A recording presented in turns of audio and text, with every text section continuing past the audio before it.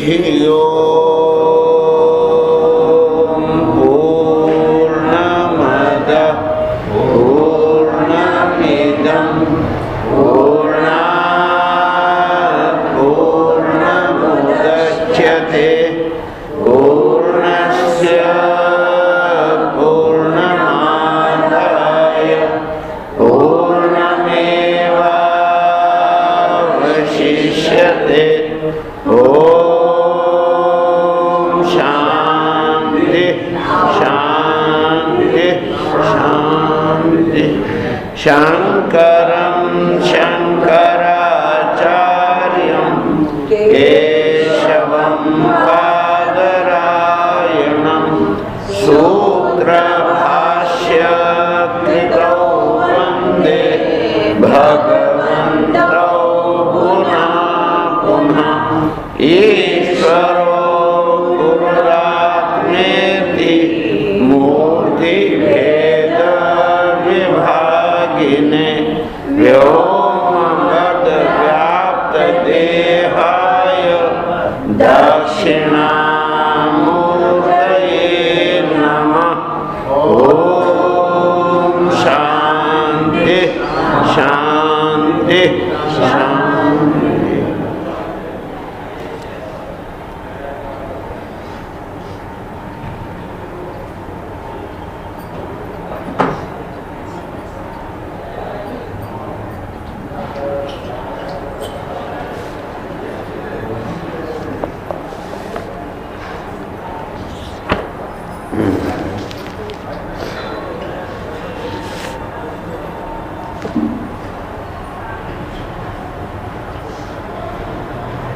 ओम श्री ऋषभ उवाच हंसे गुरौ मे भक्त्यानुवृत्त्या वितृष्ण्या द्वन्द्वतितिक्षया च सर्वत्र जन्तोर्व्यसनावगत्या जिज्ञासया तपस्या निवृत्त्या। तो ऋषभदेव जी जिनके 100 पुत्र थे, हो गए। अब वो 100 पुत्रों में सबसे बड़े का नाम क्या था? भरत था। और ये जो ऋषभदेव जी हैं, ये एक दिन उनको शिक्षण देने लगे और बड़ी सभा थी, उसमें 100 पुत्र बैठे थे। तो उनको उपदेश देते हुए उन्होंने इस जगत के मूल कारण का और इस जगत में निरंतरम गच्छति थी, जगत प्रतिक्षण परिवर्तन होने वाला जो जगत है, इस जगत से कैसे निकला जाए इसकी भी चर्चा की। और कल कहा था कि ये जो है, जिस समय में इसके अंदर बनी हुई जो मानस ग्रंथि है, मनोग्रंथि, जिसको क्या कहते हैं? चित जड़ ग्रंथि, जड़ और चेतन की ग्रंथि, जिसके विषय में तुलसीदास जी ने कहा कि जड़ चेतन की ग्रंथि पड़ गई, छूटत कष्णई जदप मृषा। हो गया। तो ऐसी जो जड़ चेतन की ग्रंथि है, वो ग्रंथि है तो मृषा, मिथ्या है, लेकिन मिथ्या होते हुए भी वो छूटत कठिनाई, बड़ी कठिनाई से खुलती है। और उसके खुलने का एकमात्र साधन है अपने हृदय में, स्वच्छ निर्मल हृदय में उस अपने ही स्वरूप का साक्षात्कार करना, ये आवश्यक है। तो वो कैसे होगा? तो जब अंतःकरण निर्मल होगा तब होगा कि नहीं? तो निर्मल होना आवश्यक है। तो ज्यों-ज्यों निर्मल होता जाता है, त्यों-त्यों कल कहा था कि ये धीरे धीरे ग्रंथि ढीली होती जाती है। हो गया नहीं? ये जो दृढ़ हृदय ग्रंथि है, ये ढीली होती जाती है। तब क्या होता है कि धीरे धीरे अपने परिवार के अंदर जो आसक्ति है वो कम होती जाती है, कर्तव्य भावना प्रधान हो जाती है और आसक्ति की भावना खत्म। और ये देखो, देखने वाले को व्यवहार में कोई परिवर्तन नहीं दिखेगा, लेकिन उसके अंदर बड़ा परिवर्तन हो जाएगा। क्यों? व्यवहार तो कर रहा है। केवल जैसे यूं समझो, मैंने कई बार इस बात को कहा कि जब आप बच्चे थे तो खिलौनों से खेलते थे, गुड्डे गुड्डी से खेलते थे, सच्चा समझ के कि झूठा? सच्चा समझ के। और कोई खिलौना टूट जाए या पड़े तो रोते थे, सच्चा कि झूठा? सच्चा। लेकिन जो ही बड़े हुए तो वो खिलौनों से खेलना आपने बंद किया या बंद हो गया? हो गया। क्यों? आपके अंदर विवेक जागृत हो गया। और उसके बाद जब आपकी क्या हो गई? शादी हो गई और घर में वो आ गए बच्चे, तो उन बच्चों के लिए आप खिलौने लाते हैं या नहीं? सच्चे समझे झूठे? नहीं, झूठे। और अगर कोई खिलौना टूट कर बच्चा रो रहा है तो उसको मनाते भी हैं, हाँ, कि चल भाई ये करेंगे, तो वो भी सच्चा समझे कि झूठा? झूठा समझ के। तो आपके व्यवहार में कोई परिवर्तन नहीं हुआ। बच्चे के लिए आप खिलौने ला रहे, ये भी आप झूठा समझते हैं, लेकिन फिर भी ला रहे हैं और बच्चे को उससे खिलाते भी हैं, सब कुछ करते हैं। तो आपके व्यवहार में परिवर्तन नहीं, लेकिन आपकी दृष्टि में परिवर्तन है। अपने बचपन में आप सच्चा समझ के खेलते थे और अपने बच्चे के खेल में झूठा समझ के हो गए लाते हैं, तो इतना अंतर पड़ गया नहीं। इसी प्रकार से समझो कि ज्ञानी और अज्ञानी में व्यवहार में अंतर नहीं, लेकिन दृष्टि में अंतर है। वो रोएगा भी, सब कुछ कर। हमारे गुरुदेव कहा करते थे कि एक नौजवान लड़का था, हाँ, लेकिन जवानी में ही उसको आत्मविद्या का इतना गहरा हो गया था प्रभाव कि वो हर समय वेदांत की ही चर्चा करता, वेदांत ही सुनता था, वेदांत ही सुनाता था। और उसके परिवार में एक बुढ़ी माँ के अलावा और कोई था नहीं। तो लोगों को बड़ी हैरान है, जब इसकी माँ मर गई ये तो रोएगा भी नहीं, तो ये बड़ा मुश्किल हो गई होगा। लेकिन हुआ क्या कि एक दिन सचमुच में माँ मर गई, और माँ जब मर गई लोग आए तो दहाड़ मार के रोने लगा, खूब रोया, खूब रोया। हाँ, सब लोग हैरान। ये तो कहता था कि जगत मिथ्या है, ये है वो, फिर ये रो क्यों लाए? तो माँ भी तो मिथ्या। तो जब खैर अंत्येष्टि वगैरह हो गए, सब हो गए, शांति हुई, तो सब लोगों ने अब घेरा, तुम तो कहते संसार मिथ्या है, झूठा है, तो माँ भी मिथ्या है, माँ भी झूठे है, फिर तुम रोए क्यों? तो कहते अरे मूर्खो, जब माँ मिथ्या है, जब उसका मरना मिथ्या है, तो रोना क्या सच्चा है? रोना भी तो मिथ्या। मैं उसको सच्चा समझ के रोया, ये किसने कहा? मैं तो केवल उसका भी क्या कर रहा था, एक अभिनय कर रहा था, नाटक कर रहा था, वह करना ही पड़ेगा। हाँ, तो इसलिए कई बार ऐसा होता है कि हम भाषा को जानते हैं ये गलत है, फिर भी बोलते हैं, है ना कि नहीं? जैसे जो है कोई आया व्यक्ति, कहते हैं आ गया, क्या कहते हैं? आ गया। अब आया कि गया? आ गया का मतलब क्या?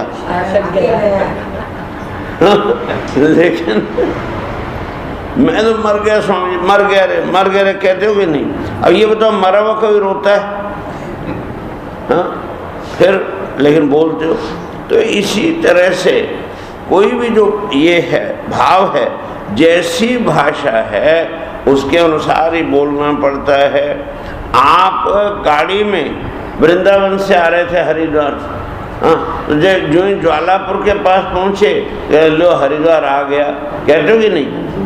अब ये बताओ हरिद्वार कहाँ गया था कि जो आ गया?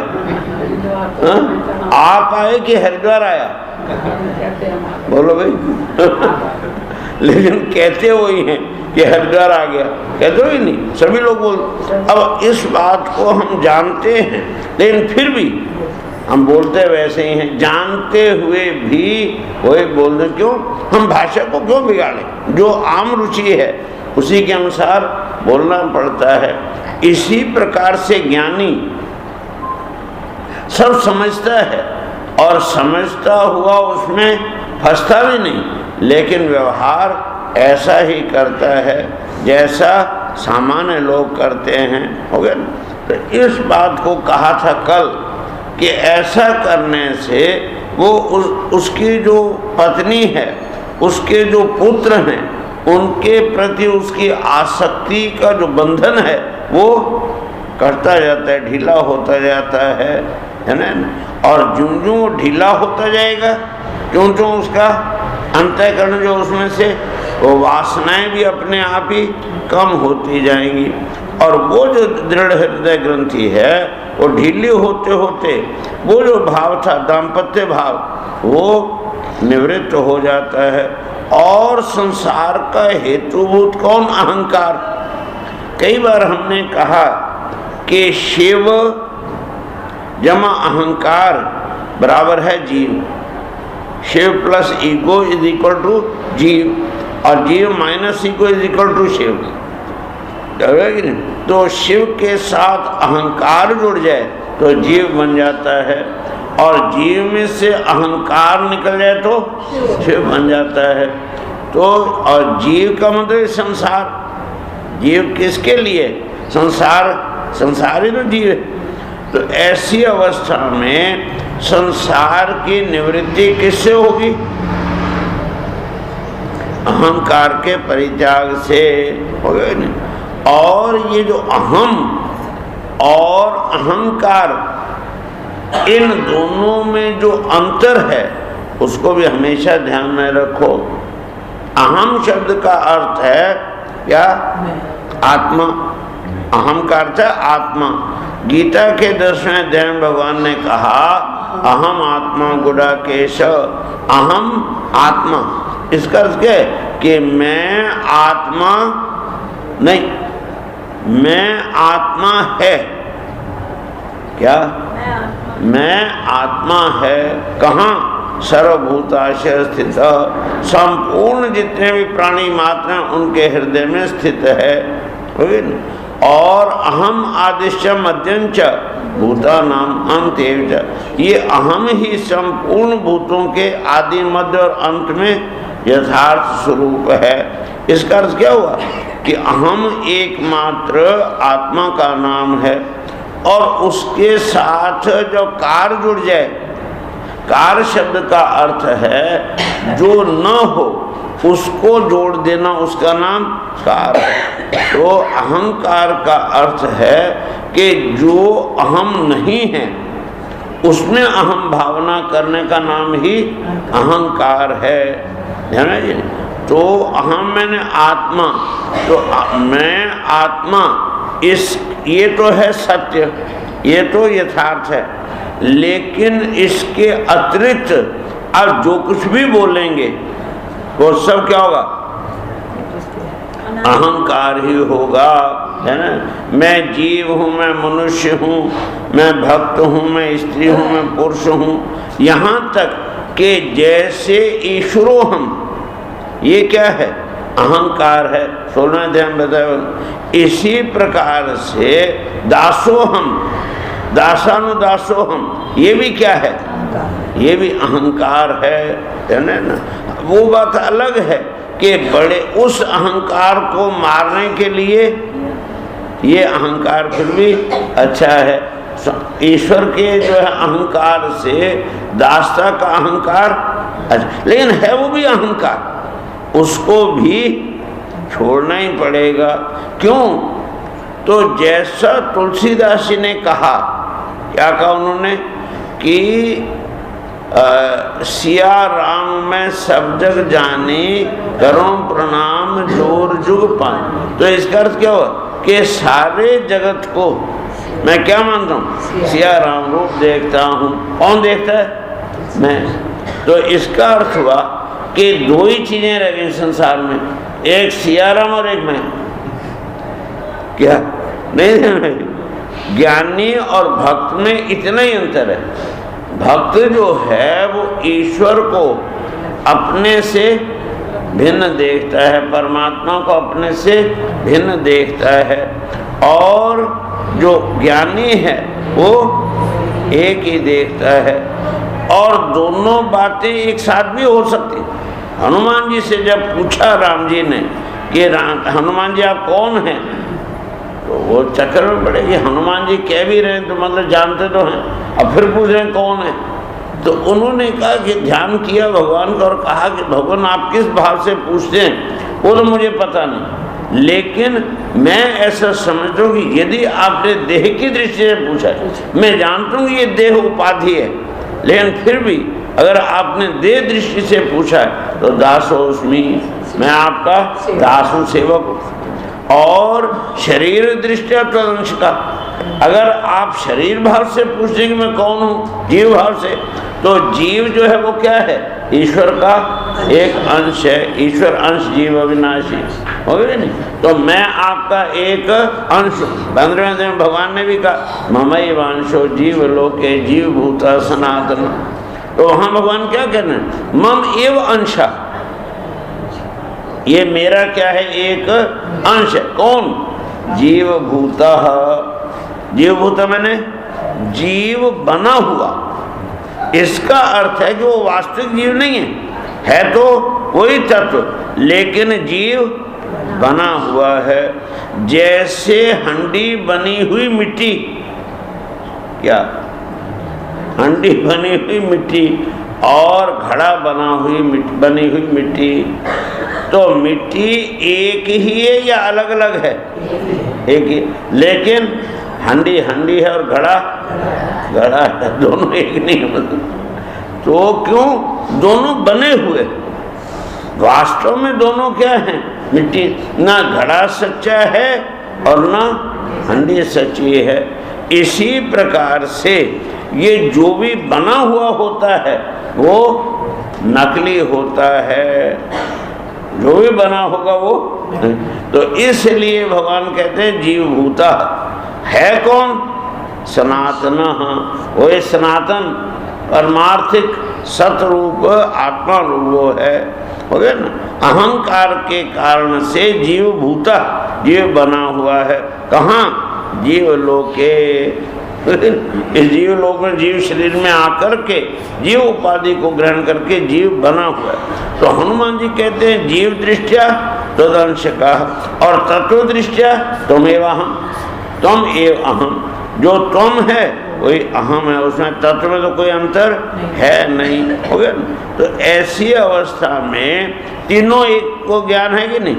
उनको शरीर भाव का भी ज्ञान है और उनको जीव भाव का भी ज्ञान है और उनको तत्व भाव का भी ज्ञान है। और तीनों ज्ञान होने पर भी वो तीनों तरह का व्यवहार एक साथ करते हैं, कोई विरोध नहीं है, कोई विरोध नहीं। इसका अर्थ ये है कि ऐसा नहीं समझना कि तुलसीदास जी ने ऐसा भक्त का तो उनको ज्ञान नहीं था, ऐसा नहीं, ज्ञान भी था उनको, लेकिन भक्त के रूप में वो इस बात को कहते हैं भक्त की दृष्टि ऐसी होनी चाहिए, ध्यान में।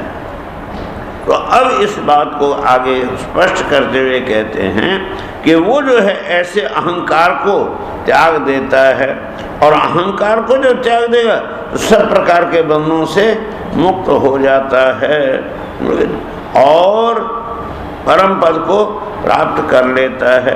ये चर्चा कल की थी। अब आज भगवान कहते हैं हंसे गुरु मयि भक्त्या अनुवृत्त्या वितृष्ण्या द्वंद्व तितिक्षया च। भगवान कहते हैं कि हे पुत्रों, कहते हैं एक बात याद रखो, ये जो संसार रूपी सागर है, संसार क्या है? सागर है।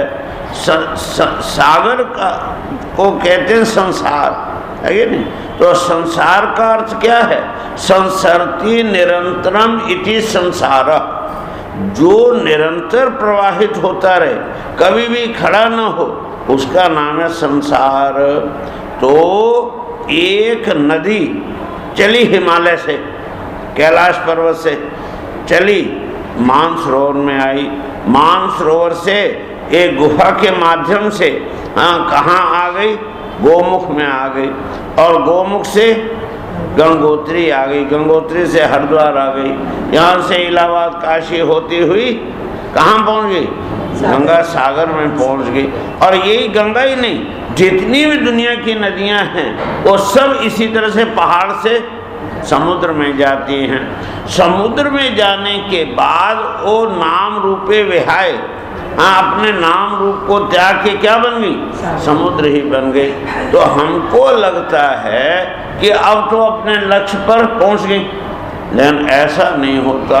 अगले ही दिन सूर्य ने मारा गर्मी का थप्पड़ और वो फिर बादल बन के ऊपर उठी और लगी हवा, तो वो बादल बन के बहने लगा पानी, और बहते बहते बीच में बांटते बांटते जो बचा वो कहाँ पहुँच गया, हिमालय पे, हिमालय पे पहुँच गया। फिर वहाँ जम के बर्फ के रूप में बैठ गया, और जब बर्फ के रूप में जम के बैठ गया तब अब हुआ कि अब शांति हुई, जम गया।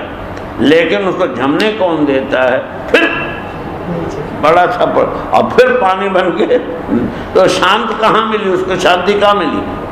इसलिए ये जो निरंतर संसरण माने प्रवाह है, इस प्रवाह का नाम ही क्या है, संसार है। और ये संसार भी सागर की तरह अनंत है। इसलिए कहते हैं कि ये जो संसार सागर है, इसमें पार होने के लिए क्या क्या चीज़ें चाहिए। तो कहते हैं एक तो सबसे पहली बात ये है कि कुशलता होनी चाहिए। योग कर्मसु कौशलम, कौशल होना चाहिए, कुशलता। कुशलता का अर्थ क्या है, कुशल भाव। कुशल किसको कहते हैं, तो हमारी गुरुकुल की परंपरा की पहली डिग्री, जैसे आजकल MA BA की डिग्रियां मिलती हैं ना, ऐसी पहली डिग्री कौन सी, कुशल। तो जब बच्चे को गुरुकुल में भर्ती करते थे तो वहाँ गुरुकुल का एक नियम था कि नियम सबके लिए एक, चाहे वो प्रथमा का बच्चा हो और चाहे वो पोस्ट ग्रेजुएट आचार्यत्व का बच्चा हो, नियम सबके लिए एक। सबको सेवा भी करनी पड़ेगी और सबको पढ़ना भी पड़ेगा, खाना भी नहीं खाएंगे, खाना भी एक खाना पड़ेगा, चाहे वो राजा का बेटा हो और चाहे वो गरीब ब्राह्मण का बेटा हो गया नहीं, चाहे वो आचार्य जो छोटा, सबके लिए नियम एक। अब वो जो 5 वर्ष का बच्चा है उसका यज्ञोपवीत करके गुरुकुल में प्रविष्ट हो गया। अब उसको मंत्र दिया याद करने के लिए, सत्यम वद धर्मम चर, इस मंत्र को याद करो। और सेवा क्या दी, ये जाओ कुशा उखाड़ के लाओ। अब कुशा जो होती है ना, बड़ी तीक्ष्ण होती है, जरा सी भी असावधानी हुई, वो लिखा रहता है ना आजकल भी सड़कों पर, सावधानी हटी दुर्घटना घटी। तो जरा सी भी वो हुई, सावधानी हटी तो झट लगेगा और खून निकल जाएगा, और जहाँ खून लगा तो वो कुशा क्या हो गई, अपवित्र हो गई, फिर वो यज्ञ के काम में नहीं आ सकती। और दूसरी व्यवस्था ये है कि कुशा को काटा नहीं जा सकता, उसको उखाड़ना पड़ता, इसलिए कुशोत्पाटन अतिथि आती है, तो कुशा का उत्पादन में उखाड़ना, उत्पादन करते उखाड़ना, तो इस प्रकार से वो करना। तो अब बच्चे को ये आज्ञा मिली, अब वो गया, तो जब कुशा को उखाड़ना होगा तो क्या चाहिए, एक तो ताकत चाहिए, बिना बल के नहीं उखाड़ सकता, दूसरा कैसे सावधानी पूर्वक पकड़े, वो भी हमेशा सावधान रहना पड़ेगा, ध्यान चाहिए। और तीसरा धैर्य चाहिए, कह दिए धैर्य। तो जिस बच्चे के अंदर वो धैर्य भी होगा, विवेक भी होगा, सावधानी भी होगी, वो उसको उखाड़ सकता है। ओके, तो बच्चे ने उखाड़ लिया तो गुरुजी के पास गए, गुरुजी मैं कुशा उखाड़ के ले आया। कुशा लाया ना, तो गुरुजी ने कहा कुशाम लाती थी कुशला, ये कुशा को ले आया है, इसलिए ये आज से क्या हो गया, कुशल हो गया है। ये था नियम बच्चों के लिए। लेकिन धीरे धीरे क्या उसका जनरलाइजेशन, सामान्यकरण हो गया कि जिसके अंदर भी ये तीन गुण हो वो कुशल अर्थात सावधानी, विवेक और बल, धैर्य, बल और विवेक, ये तीनों जिसके अंदर हो उसको कहते हैं कुशल। तो भगवान ने भी कह दिया योगा कर्म सु कौशल। वो जो कुशलता का भाव, वो जो कुशल होना है, वो पहली आवश्यकता है। तो अगर तुम कुशल होगे तो क्या वो तुम्हारा जो कर्म है वो ठीक होगा, तुम्हारा कर्म ठीक होगा। तो सबसे पहले चाहिए कुशलता, और दूसरा क्या चाहिए? धैर्य। क्या चाहिए? धैर्य चाहिए। और तीसरा चाहिए उद्यम, उद्यम भी होना चाहिए साथ में। तो कहते हैं इस तरह से ये जो है कुशलता, धैर्य, उद्यम, और फिर सत्वगुण विशिष्ट हो। सत्वात् संजायते ज्ञानम, सत्वगुण से ही ज्ञान उत्पन्न होता है। श्रद्धावान लभते ज्ञानम, श्रद्धावान ही ज्ञान को प्राप्त कर सकता है। तो इसका अर्थ ये है कि सत्वगुण से ज्ञान की प्राप्ति होती है, श्रद्धा से ज्ञान की प्राप्ति। मैंने श्रद्धा का अर्थ ही है कि वो सत्वगुण प्रधान अंतःकरण की वृत्ति जिसमें वो ज्ञान प्रकट होता है। तो ऐसा जो है अंतःकरण का सत्वगुण भरपूर होना चाहिए। उसको क्या करना पड़ेगा? तो सबके आत्मा, हंस, हंस मैंने आत्मा, हंति गच्छति निरंतरम इति हंस मैंने आत्मा, हंस शब्द का अर्थ है आत्मा। और हंस की एक विशेषता होती है कि वो नीर क्षीर कर सकता है।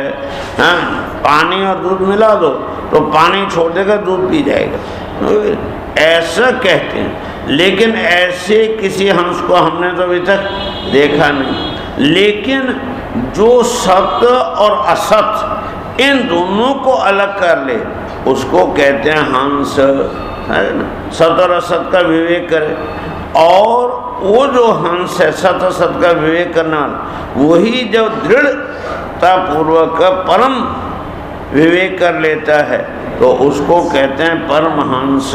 हो गया। तो इसलिए यहाँ कहते हैं हंसे, मैंने उस हंस रूप आत्मा में और गुरु में, एक आत्मा, एक गुरु और एक मई मेरे अंदर मैंने ईश्वर के अंदर। तो ईश्वर, गुरु और आत्मा, रोज आप लोग बोलते हैं ना ईश्वरो गुरुरात्मा, हाँ है ना, गुरुरात्मेति मूर्ति भेद। तो ईश्वर, गुरु और आत्मा, संसार में तीन प्रकार की कृपा का होना आवश्यक है। एक ईश्वर कृपा, एक गुरु कृपा और एक आत्म कृपा। कई लोग चार प्रकार की कृपा भी कहते हैं। हाँ, खास करके विचार सागर में चार प्रकार, वहाँ एक शास्त्र कृपा भी गिनाई है, शास्त्र कृपा और गुरु कृपा। लेकिन वास्तविकता ये है कि चार प्रकार की कृपा मानने की आवश्यकता नहीं है। क्यों? तो गुरु और शास्त्र, हाँ, शास्त्र बिना का गुरु क्या होगा बोलो? जिसको शास्त्र का ज्ञान, कोई जरूरी नहीं कि पढ़ा लिखा, कागज मसी छुओ नहीं, कलम गही नहीं हाथ। किसने? कबीर ने। कागज मसी छुओ नहीं, कागज और साइकिल छुए नहीं, कलम हाथ में कभी पकड़ी नहीं। लेकिन उसके अंदर से जो ज्ञान निकला वो विशुद्ध शास्त्रीय ज्ञान है। शास्त्र के विरुद्ध उसने एक बात भी नहीं कही। तो इसका अर्थ क्या? उसको शास्त्र का ज्ञान था या नहीं? कोई जरूरी नहीं कि वो कॉलेज में जाके डिग्री ले, लेकिन शास्त्र का ज्ञान तो था उसको। तो ऐसी अवस्था में शास्त्रीय ज्ञान के बिना जो व्यक्ति है वो गुरु हो सकता है क्या? और व्यक्ति के बिना शास्त्र उपदेश कर सकता है क्या? तो हाँ? हाँ है, कोई तो होगा जरूर सी। बिना व्यक्ति के शास्त्र अपने आप बोलने लगे, ऐसा तो होता नहीं। तो इसलिए क्या है, शास्त्र विशिष्ट व्यक्ति का नाम ही गुरु है। गुरु किसको कहते हैं? जो कैसा हो, तो श्रोत्रियम ब्रह्मनिष्ठम, श्रोत्रिय भी हो और ब्रह्मनिष्ठ भी हो। श्रोत्रिय का अर्थ है श्रुतम अधीतेति श्रोत्रिय, जिसने वेदों को, शास्त्रों को सांगो पांग पढ़ा है वो श्रोत्रिय। और श्रोत्रिय भी हो, शास्त्रों का अच्छा ज्ञान भी हो, लेकिन अपनी निष्ठा उसकी भोग में हो, परमात्मा में न हो। जैसे अभी तुम्हारे एक भगवान होगा ना थोड़े दिन पहले,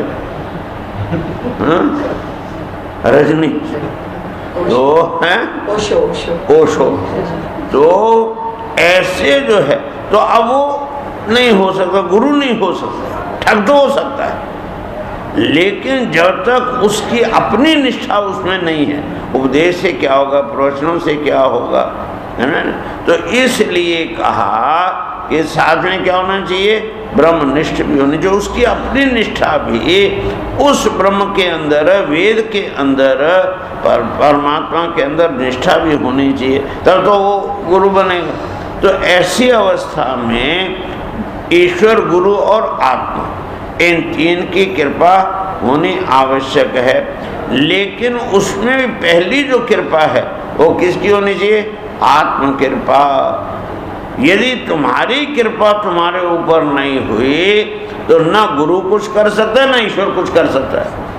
पहली तो तुम्हारी कृपा, अर्थात तुम्हारे अंदर क्या होनी चाहिए, जिज्ञासा पैदा होनी चाहिए, जिज्ञासा। और वो 7 सीढ़ियाँ बताइए ना जीव की, कौन कौन सी हैं? सबसे पहले शुभेच्छा, पहली इच्छा जो है क्या है, शुभेच्छा। ज्ञान की पहली सीढ़ी जो क्या है, शुभेच्छा। तो शुभेच्छा का मतलब क्या, शुभ प्राप्त करने की, अपने जीवन को शुभ रूप बनाने की इच्छा तुम्हारे अंदर जागृत हो। तुम एक गंदे नाले के कीड़े की तरह जैसा चलने दो, ऐसा नहीं है। तुम्हारा जो है उससे बाहर निकलने की वृत्ति तो हो, जिज्ञासा तो ऐसी शुभेच्छा हो, जो जिसके अंदर शुभेच्छा हुई उसका अर्थ है कि उसके अंदर आत्म क्या हो गई, आत्म कृपा हुई, तब तो गुरु के पास जाए, है ना। तो ऐसी अवस्था में पहली कृपा आत्म कृपा, और जब आत्म कृपा हुई तो जाएगा गुरु के पास। तो गुरु जो होता है वो क्या है, गुरु एक्सचेंज ऑफिस की तरह होता है। एक्सचेंज ऑफिस है ना टेलीफोन का, तो तुमने यहाँ से नंबर मिलाया, समझे कि नहीं, वृंदावन नंबर मिलाया, तो यहाँ से जो ही डायल किया नंबर, तो पहले वो लाइन कहाँ गई, एक्सचेंज में। वहाँ वृंदावन का भी नंबर है, तो दोनों को उसने क्या किया, एक्सचेंज में टच कर दिया। इसी तरह तुम्हारी लाइन, तुम्हारे अहम की लाइन और ईश्वर की लाइन, दोनों को जोड़ने वाला गुरु होता है। इसलिए कहते हैं कि गुरु हमसे मैंने आत्मनि गुरु, मैंने गुरु में, और मई मैंने ईश्वरे, मुझ ईश्वर में हो नहीं। इस प्रकार से इन तीनों के अंदर क्या होनी चाहिए, परमेश्वर में भक्ति भाव होने से, भक्त्यानुवृत्तिया, उसमें भक्ति होनी चाहिए। वेद का एक मंत्र कहता है, यस्य क्या है, यस्य देवे परा भक्ति यथा देवे तथा गुरु तस्येते कथयर्थ प्रकाशन्ते महात्मना। कहते हैं कि यस्य देवे परा भक्ति, जिसकी देव मैंने परमात्मा के अंदर परा भक्ति है, परा मैंने सबसे परे, जिसके आगे और कुछ भी है ही नहीं, अंतिम है, ऐसी जो पराकाष्ठा की स्थिति वाली भक्ति है, उस भक्ति के, जिसकी कहाँ है, परमात्मा में भक्ति है। और यथा देवे तथा गुरु, जैसी उस परमात्मा में भक्ति है वैसी ही भक्ति गुरु में भी हो, तो तस्येत्य कहता ही अर्था प्रकाशन्ते महात्मा, कहते हैं उसके लिए जो अकथित अर्थ हैं, अकथित मैंने जिनको कभी नहीं कहा गया, जिनको उसने कभी नहीं सुना, ऐसे जो अर्थ हैं वो भी क्या हो जाते हैं, प्रकाशित हो जाते हैं। हाँ, वो थे ना उद्दालक महर्षि, उन्होंने अपने पुत्र श्वेत केतु को यही पूछा था जब वो डिग्री लेके आया, बहुत बड़ी डिग्री लेके और अहंकार से मस्त होके आया, अनुचान मानी होके आया, तब उन्होंने पूछा कि बेटा उत्तम आदर्शम अपराक्षम येन अश्रुतम श्रुतम विभवती अविज्ञातम विज्ञातम अमतम मतम। बेटा तू उस उपदेश को, उस विद्या को सीख के आया है कि जिसके द्वारा जिसको कभी सुना नहीं है वो भी लगे कि ये तो मैं जानता हूँ, मैंने सुना हुआ है। जिसको कभी सोचा ही नहीं वो भी सोचा हुआ लगे, और जिसको कभी समझा ही नहीं वो भी समझा हुआ लगे। तो ऐसे उपदेश को तू सुन के आया क्या? नहीं पिताजी, वो तो मैंने नहीं सीखा, वो मुझे आप सिखाए, है ना। तो अहंकार सारा मर्दन हो गया ना। तो इसीलिए यहाँ इस बात को कहते हैं कि वो जो अकथित, जब ये दो बातें आएंगी तुम्हारे अंदर कि जैसे उस परमात्मा में भक्ति हो, पराभक्ति, और वैसी पराभक्ति गुरु में भी हो, तो जो अकथित अर्थ हैं, न उपदेश किए गए अर्थ हैं, वो भी उसके अंदर प्रकाशन्ते, स्वयं ही प्रकाशित हो जाते हैं। तो इसलिए कहा कि वो जो है इनके अंदर क्या होनी चाहिए, भक्त्यानुवृत्तिया, भक्ति की अनुवृत्ति मैंने निरंतर प्रवाह चलता रहना चाहिए। ऐसा कहते हैं करते रहने से, और फिर क्या होना चाहिए, वितृष्णा, संसार के जितने भी पदार्थ हैं उनमें वितृष्णा, तृष्णा का अर्थ क्या है, अंधी प्यास का नाम है, अनबुझी प्यास का नाम है तृष्णा, है ना। कौन सी प्यास, अनबुझी, जो कभी बुझती नहीं। हाँ, जितना भी खाओ, जितना भी पियो, फिर भी भूखड़ का भूखड़ ही रह जाए। क्या रह जाए, भूखड़ जान दो किसको कहते हैं। हाँ हाँ, फिर भी वो मन न भर, पेट भर जाए लेकिन मन ना भरे। मैंने बताया था ना, हमारा एक परिचित था, वो शेष था ऐसे, लेकिन रसगुल्ले का अत्यधिक शौकीन, अत्यधिक शौकीन।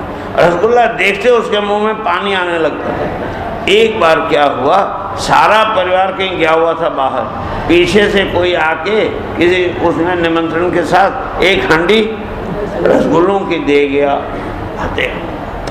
आज मैं अकेला ही था, बड़ा जो है खुश हुआ और खाने लगा, लेकिन कितने खाए, इतना बड़ी हांडी भरी हुई पूरे परिवार के लिए कितना खाएगा। तो यहाँ तक आ गया खाता, अब एक भी खाने की, लेकिन अभी भी 6-7 रसगुल्ले तो पड़े हैं, अब क्या करूं, बड़ा परेशान। तो क्या किया, जाके बाथरूम उन्हें डाल के वॉमिट किया और फिर आके कुल्ला करके फिर खाने लगा। इसको कहते हैं भूखड़। भूखे में और भूखड़ में बड़ा अंतर है ना। इसी तरह से उसी का नाम तृष्णा, लेकिन कभी भी इच्छा रूपी जो वो है, प्यास है उसकी, वो कभी मिटती ही नहीं। कितना भी उसको दे दो, कितना भी मिल जाए, लेकिन फिर भी वो भूखा का भूखा। ऐसे जो है उसको कहते हैं तृष्णा। और इसके विपरीत वितृष्णा, जिसके अंदर वो वितृष्णा जागृत हो, उसकी प्यास ही मिट जाती है। जो आ रहा है वो भी ठीक है, जो नहीं आ रहा है उससे भी ठीक है, समझे नहीं। जो हमारे प्रारब्ध में है और जब हमारे प्रारब्ध में आएगा उसको कोई रोक नहीं सकता, कोई टाल नहीं सकता। तुम चाहो या न चाहो तुमको खाना ही पड़ेगा, है ना। जो चाहो या न चाहो तुमको भोगना ही पड़ेगा, चाहे रोके भोगो और चाहे हंस के भोगो, कोई फर्क नहीं पड़ता उससे, लेकिन भोगना तो पड़ेगा। तो ऐसी अवस्था में फिर रोके क्यों भोगना, फिर हंसते हुए, चाहे अच्छा आवे चाहे जैसे हंस के भोगो उसको।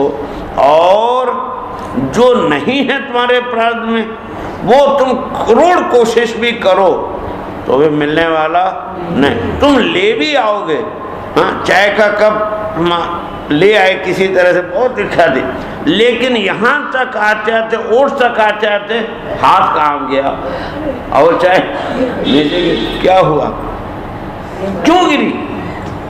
हमेशा तो नहीं गिरती थी, आज क्यों गिरी? क्योंकि तुम्हारे प्रारब्ध में वो नहीं थी। तुम लाख कोशिश करो तुमको मिलने वाला नहीं। इसलिए इस बात को कहते हैं। तो वितृष्णा का अर्थ नहीं खाना नहीं हुआ, नहीं पीना नहीं हुआ, या खाना पीना नहीं हुआ, बल्कि प्रारब्ध के अधीन जो तुमको मिल जाए, हाँ, उसको स्वीकार करना और उससे अधिक की कभी चाहना नहीं करना, इसी का नाम है वितृष्णा। कई लोग समझने में ये नहीं कहूँगा वो नहीं कहूँगा, मैं बड़ा त्यागी। त्याग में और वैराग्य में बड़ा अंतर है, ये बात ध्यान रखना।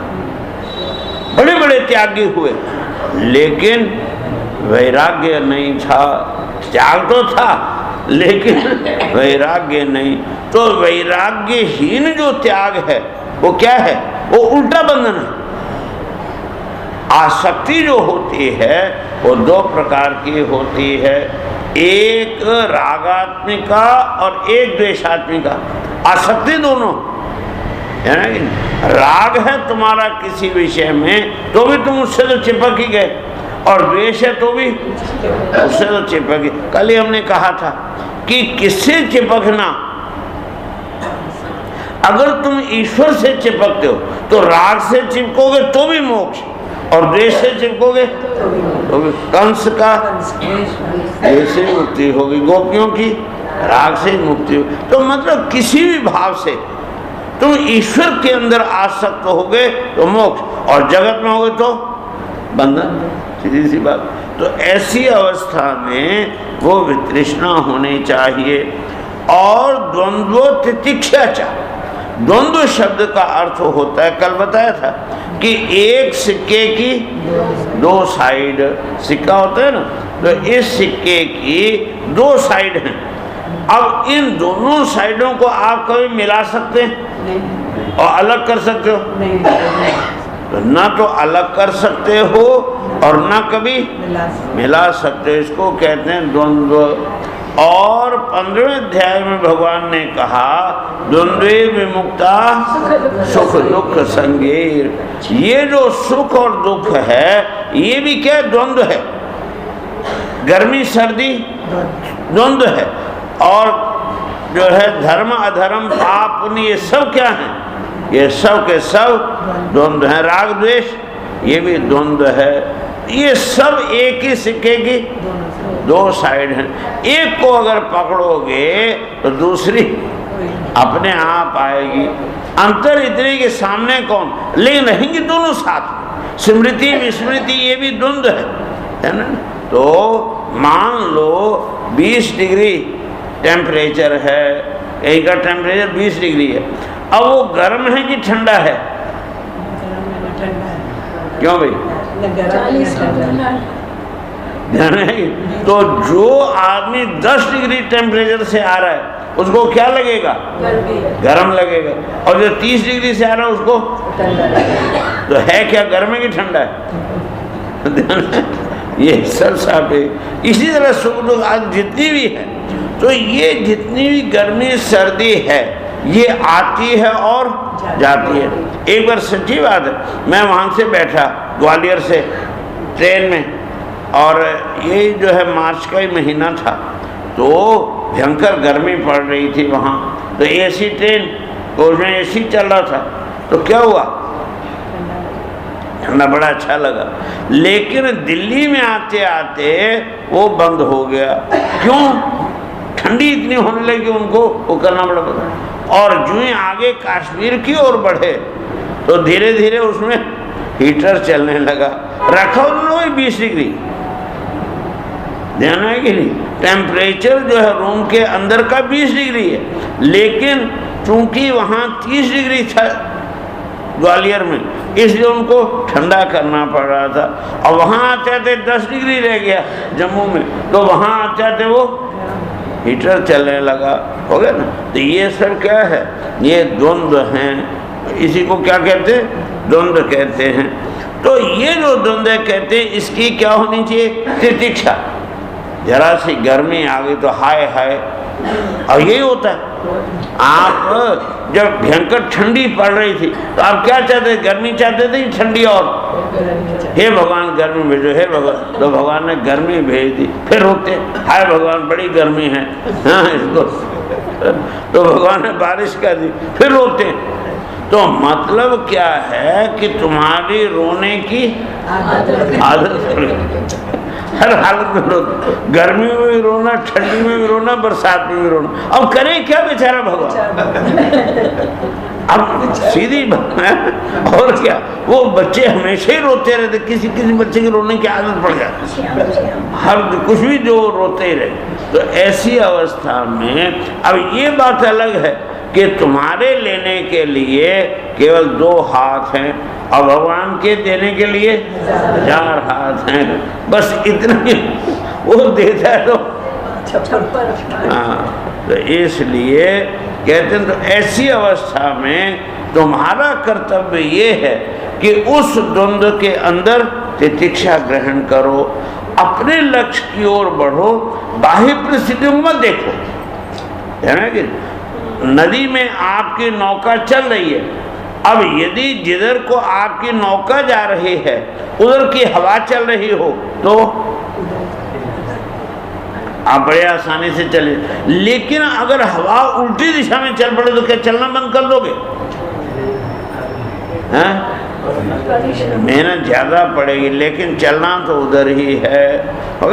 धारा प्रवाहेषु सरन्ति सर्वे भवन्ति ये च अविवेक बुद्ध्यः ये तो संति गंभीर भावा लक्ष्यानुसारम सरितस्तरन्ति। कहते हैं धारा प्रवाह सब मेजोरिटी ऑफ पीपल, ज्यादातर लोग जितने में सर्वे क्या होता है? धारा प्रवाहेषु सरन्ति, धारा के प्रवाह में बहते हुए चले जाते हैं। लोकानुगत को लोका, एक लोक के पीछे दूसरा लोक अंधे होके चले जाते हैं। उस अंधे अनुकरण को क्या कहते हैं? बेड़ की चाल नहीं, फैशन। अंधानुकरण का नाम है फैशन। जैसे दूसरे करते हैं विवेकहीन होकर के वैसे ही करना, उसका नाम है फैशन। और बुद्धिपूर्वक अनुकरण करना, विवेक पूर्वक अनुकरण करना, उसका नाम है कुलीनता। तो ऐसी अवस्था में वो कहते हैं कि ये जो है जितने भी द्वंद्व हैं इनकी क्या करनी चाहिए? तितिक्षा करते हुए जो तुम्हारा लक्ष्य है उस लक्ष्य की ओर बढ़ो। गर्मी आई तो भी बढ़ना है, ठंडी आई तो भी बढ़ना है, बरसात आई तो भी बढ़ना, सुख आया तो भी बढ़ना है, दुख आया तो भी बढ़ना है। इस प्रकार से तितिक्षा होनी चाहिए। और सर्वत्र जंतुर व्यसरावगत्या जिज्ञासा तपसा इह निवृत्तिया। और कहते हैं क्या करना पड़ेगा? तो ये दोनों के साथ साथ जीव जो है उसको सभी जोनियों में दुख ही उठाना पड़ता है। ऐसे विचार से निरंतर क्या विचार करो कि जब तक ये जन्म है तब तक दुख भी है। जन्म मृत्यु जरा व्याधि दुख दोषानुदर्शनम, ये जन्म होना ही पहला दुख है। मृत्यु होना भी दुख है। जरा मैंने बुढ़ापा, बैठे नहीं यहाँ सब घुटने वाले जो है, हाँ ये है तो सीढ़ी नहीं चढ़ सकते। जितने भी लोग जो हमारे पास आए समझिए हमको नीचे कमरा दो, हम ऊपर नहीं जा सकते, सीढ़ी नहीं चढ़ सकते, फिर आम में मजबूरी से लिफ्ट लगानी पड़ेगी नहीं। तो क्या है ये? बुढ़ापा बड़ा दुख है।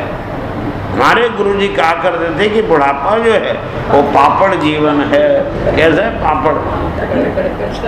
मारवाड़ी लोग होते हैं ना तो बढ़िया बढ़िया खाना खिलाएंगे आपको, हाँ मालपुआ और खीर और ये और वो, और अंत में जो है क्या देंगे? सिका हुआ पापड़, तला हुआ नहीं, सिका हुआ बढ़िया लाल सिका हुआ पापड़ देंगे, समझे? और जब पापड़ आया तो समझ लो कि अब कुछ आने वाला नहीं है। और तुमने पापड़ मांग लिया मान लो बीच में भी, तो समझ अब इनको कुछ चाहिए नहीं, खत्म। अब अगर पापड़ आ जाए तो फिर कुछ मांग के अपनी बेइज्जती मत कराओ, समझे? इसी तरह से ये जो माया भगवती है ना, ये भी लगता है कि मारवाड़ा नहीं रही, तो ये भी देखो पहले क्या बचपन जैसा गुलाब जामुन जैसा बचपन दिया, क्या बढ़िया मालपुए जैसी जवानी दी है, कुमारावस्था दी, क्या जो परोठे जैसा जवानी दी, और अधेड़ अवस्था जैसा रोटला दिया, और अंत में पापड़। ये बुढ़ापा क्या है? जरा से यूं करो तो कुछ, यूं करो तो कुछ, ऐसे जो है ये पापड़। तो ये भी भगवान कहते हैं जरा ये भी दुख, और व्याधि ये भी दुख, और दुख ये सब के अंदर क्या है? दोष दृष्टि करनी चाहिए, और दोष दृष्टि रखते हुए ये जो विचार है, इससे फिर मैं कैसे बाहर निकलूं, उसकी क्या होनी चाहिए? जिज्ञासा होनी चाहिए, तत्व जिज्ञासा से। और उसके लिए करना पड़ेगा तपसा, तप करना पड़ेगा। तप इंद्रिय संयम, इंद्रिय संयम रूपी जो तप है वो करना पड़ेगा। और कहते हैं इतना ही नहीं, साथ में सकाम कर्म का त्याग कर दो। क्यों? कामना का त्याग करो, कर्म का त्याग नहीं, केवल सकाम कर्म का, कामना युक्त नहीं। बल्कि क्यों कि कामना तुम्हारी कोई पूरी होने वाली रजिस्टर हो जाएगी। क्या होगा? रजिस्टर होगी, पूरी नहीं होगी। और रजिस्टर होगी तो फल तो जरूर देगी। जो भी तुम कामना करोगे उसका फल तो मिलेगा, लेकिन कब? कल, मतलब अगले जन्म में, अगले जन्म में। और इस जन्म में तो तुम जो कुछ भी अपना प्रारब्ध लेके आए हो वो तुम्हारे पिछले जन्म के अंतिम श्वास में ही निश्चित हो गया। सती मूले तद विपाको जाते होगा। तुम्हारा जन्म कहाँ होगा, तुम्हारा आयुष्य कितना होगा, और तुम्हारा सुख दुख रूपी भोग कितना होगा, ये तो पिछले जन्म के अंतिम श्वास में ही निश्चित हो चुका। अब इस जन्म में तो तुम जो कुछ करते हो वो आगे के लिए करते हो गया नहीं? तो आगे के लिए क्या? नहीं, मतलब सीधे हो गए। तो आगे के लिए जो कुछ भी करो, कमाई जो करनी है वो विवेक पूर्वक करो। अविवेक यही है कि किसी प्रकार के भोग्य पदार्थ जितने भी हैं उनकी कामना न करके वर्तमान में केवल जो प्राप्त, सहज प्राप्त जो भोग हैं उनको भोगते हुए उस परम तत्व की जिज्ञासा ही करो, एकमात्र उसी की जिज्ञासा करो। इस प्रकार से, और साथ में जो है क्या, और क्या क्या करो? तो मत कर्मा भी मत कथ्याच। अब ये कहते हैं, वो क्या नाम उसका बेटा भरत थे ना आगे बैठे हुए, तो कहते हैं पिताजी आप सारी कथा आज ही सुना दोगे, कल के लिए भी कुछ रखोगे? तो कहते हैं आज तो इतना ही रहने दो तो ठीक है। तो कहा अच्छी बात है, कोई बात नहीं। फिर क्या करो?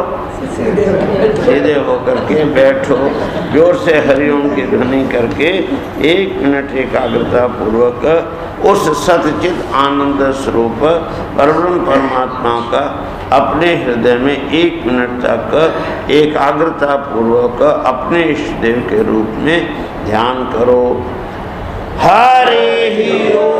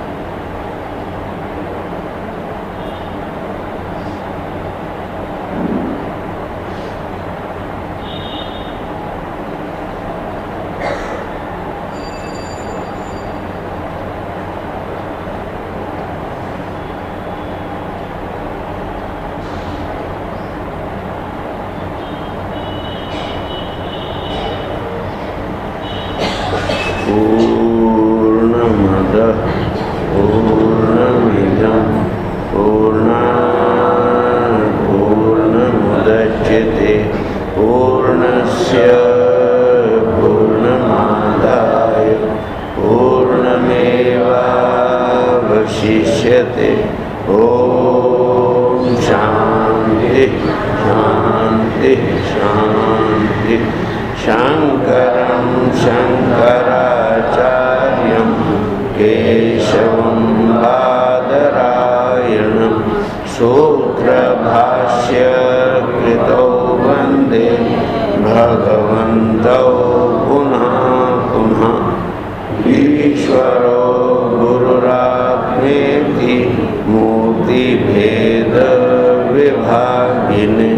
व्योमवद्व्याप्तदेहाय दक्षिणामूर्तये नमः। ॐ शान्ति शान्ति शान्ति।